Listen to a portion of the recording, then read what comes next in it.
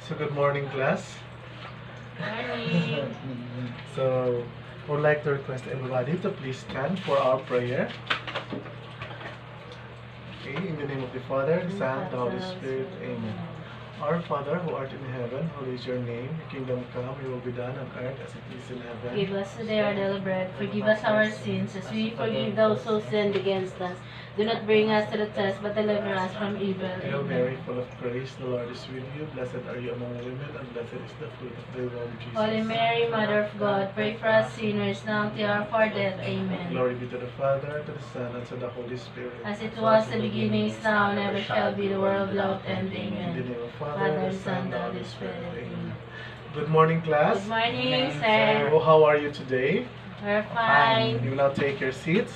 Thank And did you. you thank Lord upon waking up in this morning? Did you wake up early to help your parents in the household chores? Not that early. Okay. So this time I would like to check your attendance. When your name is called, please raise your right hand. Hans Christian Roland Tangan. Present. Present. Helen Grace Galario. Please. Hans ikat sa Okay, good morning once again. Morning. So before we start our class, I would like to share with you some good thoughts about my flashcard I'm going to present. So please give me a brief description in each picture. Okay, let's start. So this is our first picture. A cute little baby. An innocent cute little baby. Very good. So we'll proceed to the second picture. How about this one? A buffet of delicious dishes. Yes, that is a buffet of delicious dishes. Wow. So let's proceed. You're right. Okay, we'll proceed to the next picture. A student studying his lessons. So did you do that at home? Yes, why? Sure. Very good. So how about this picture? I'm hoping. Oh, my dream house. A beautiful house with a cozy and serene ambience. Very good. So how about this one? A dream car. Oh, a Yes, dream house. it's a car, and that is my dream car too. Okay, next picture. A building. My dream school. Oh, a municipal hall. Definitely, this is not a municipal hall. This is a Harvard University. Oh. Who wants to study in Harvard? Present. Okay. So how about this last picture? A genius kid. Yes, that's a genius kid. So you're right. All those pictures are nice and beautiful. Now I will let you close your eyes and let's reflect and connect. Everybody close your eyes. Okay, Hans and Helen, please close your eyes. So life is beautiful. We're given the chance to dream big, such as beautiful house, nice car, sumptuous foods, prestigious school. Life is like a math. Yes, a mathematics. You need a correct formula in order to arrive or get a correct answer. Everything has a pattern, just like an innocent baby in the picture, a kid who has interest in studying his lessons. The picture narrates that in the beginning we always start from nothing, but when we strive hard, we could fulfill or achieve our dreams. Have you observed that I don't have a picture of a family? It's because I'm focusing on all of you. Having a perfect family is up to us on how we deal with our future. Just like a guy in a picture, he's studying and he has a problem. Just like us, we experience big problems, but every problem has a solution. So we need to dream big, believe in ourselves, that we can do everything with God's guidance, and help and survive every obstacles in life. To connect our lessons for today, we cannot solve problems without following the system, the formula to solve it. If you memorize and practice solving it, you can have the right answer. Just like in life, if we deal our life by always doing right and always having a goal, all those beautiful pictures can be achieved. So now open your eyes and thank you for the participation, and I hope I was able to motivate you guys. So now everybody clap your hands and we'll start our lessons properly. Thank you. Okay, thank you. Okay, good morning once again. So let's review for our last topic, last meeting. Um, what was our last topic, last meeting? Who can still recall? Okay, Miss Helen. Our previous topic is all about product of a monomial and a polynomial, the product of two binomial, and lastly the product of the sum and the difference of two terms. Thank you very much, Miss Helen Grace. And now, who can refresh with me the product of a monomial and a polynomial? Okay, Mr. Hans. The product of polynomial and monomial is the sum of the product of each term of the polynomial and monomial. That is a polynomial, Hans. So, thank you very much, Hans, for your right answer. Okay, thank you very much, Hans, for your right answer. And now, for a review, who can tell me something about the product of the binomial? Okay, Miss Helen.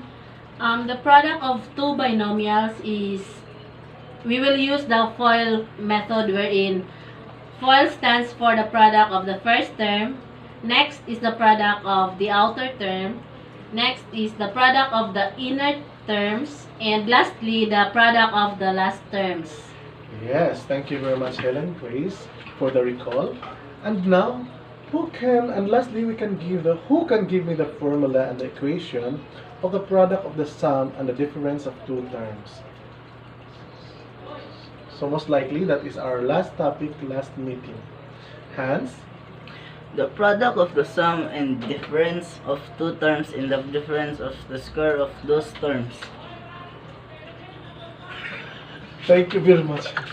Hello. And lastly, who can give me the formula and the equation of the product of the sum and the difference of two terms? So Hans, can you please? The product of the sum and the difference of two terms and the difference of the squares of those terms. Thank you very much, Hans, for the right answer. So Hans and Helen, our first topic for today is all about the square of binomials. So the square of binomials. So a square of binomials, we have, for example, we have a first term x plus y squared. So this is the first term, the x is the first term, then y is for the second term. So the square of binomials is equals to square of the first term, so it is squared, x squared, plus twice the first term, our first term is x, and y, twice of the first term and the second term, plus squared of the second term. So simply memorize it that x square of binomials, and identify our first term, which is the x, and identify our second term, which is the y, and making a formula upon definition that the square of binomials is equals to x squared of the first term plus twice of the first and second term, 2xy, plus squared of the second term. So that's it. So how about this if it is difference of two binomials? So x minus y squared. So the same process. So this would be a square of the first term, so a squared, plus, pero negative sign, diba? Okay. We will just substitute from the original equation. So since our second term is negative, so twice of negative y times x plus squared of the second term. So to simplify the equation, so x squared negative times positive is negative, so minus 2xy plus y squared. So Helen and Hans, please memorize this equation to solve for the square of binomials and to solve for the difference of squared of binomials. So, did you understand? Yes, sir. Yes, sir. Go na. So, Hans and Helen Grace. So, for further understanding of our lesson about the square of binomials, I would like to share with you these examples. We will solve an example. Please, eyes on the whiteboard, please. So, first is the x plus 3 squared. So, let us solve this one by substituting it to our derived formula earlier. So what is the equivalent of what is our first term? Our first term is equals to x, and our second term is 3. 3. So we will substitute it to our formula x squared plus 2xy plus y squared.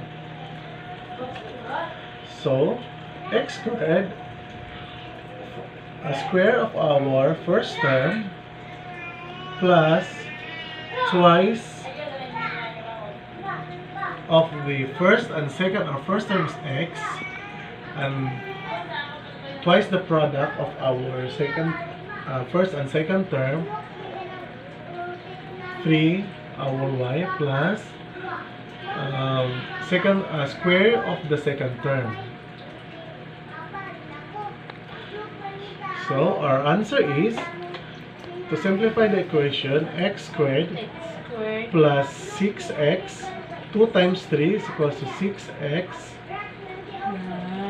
plus squared of 3 is equals to 9.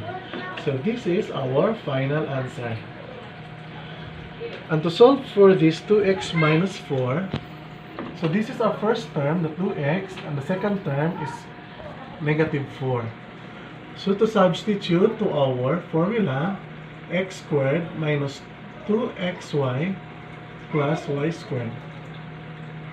So our value of x is equals to 2x squared minus twice of the first and second term, 2x then minus 4 plus the square of the second term. So negative 4 squared. So to finalize the answer, what is the square root of 2 is equals to 4 x squared minus 2x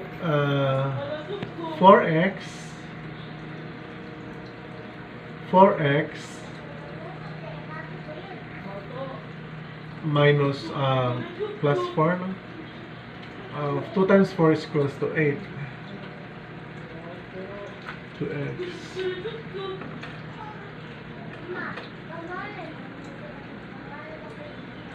So 8 times 4, wait.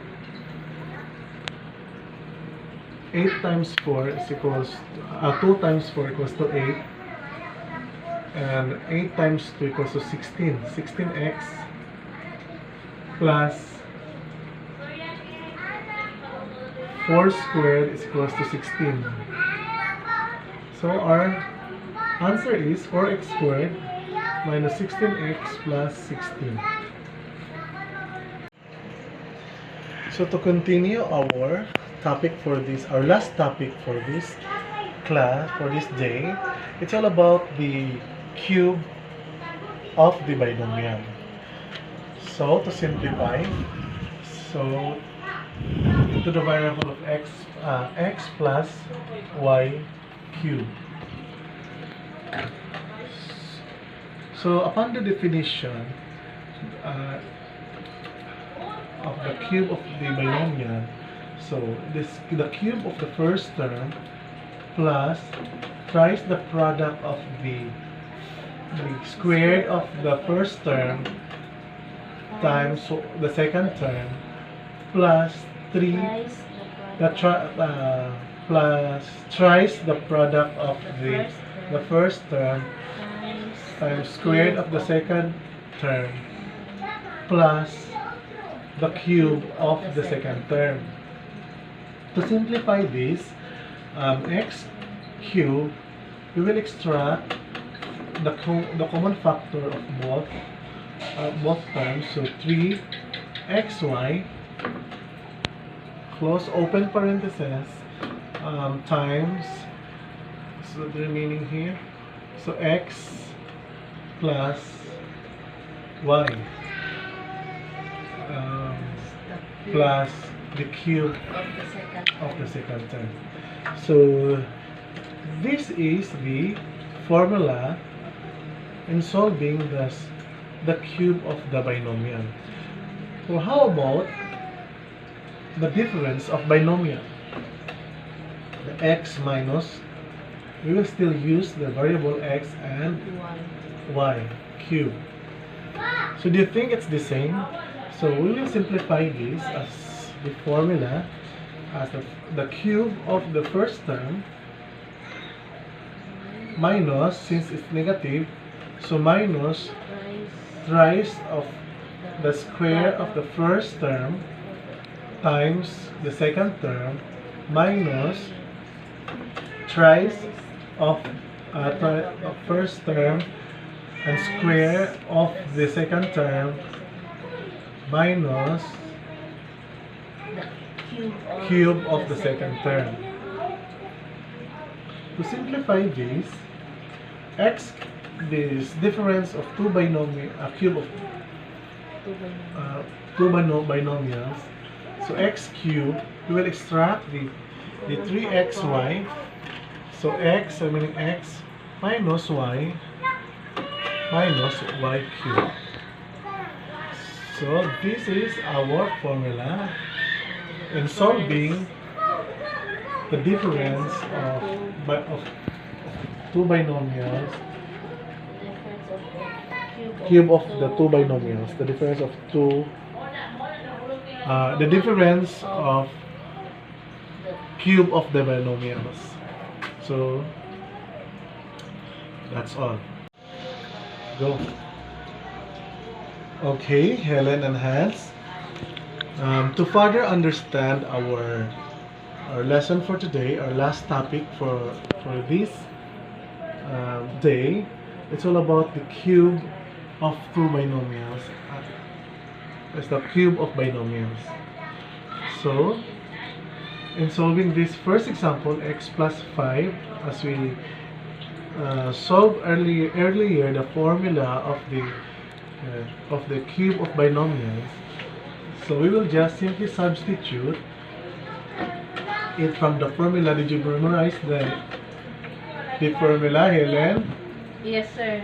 It's the cube of the first term plus thrice the product of the square of the first term times the second term plus thrice the product of the first term times the square of the second term plus the cube of the second term. So the value of this first term, the x, and the second term is 5. So to solve this, you will substitute it to our formula. We have still x cubed plus 3 thrice the value of x, still x. The value of y is also 5 times x plus 5, so x still x plus second term 5 cube plus is cube 5 of the 5. 120. So may cube of 125 ba? So x is x cube plus 15, 3 times x times 5, so that is 15x times 5x x plus 5 Oh. Plus 125. plus 125. 5 times 5 times 5. Simplify pa ba na to? Or mo na niya No itong final more. answer?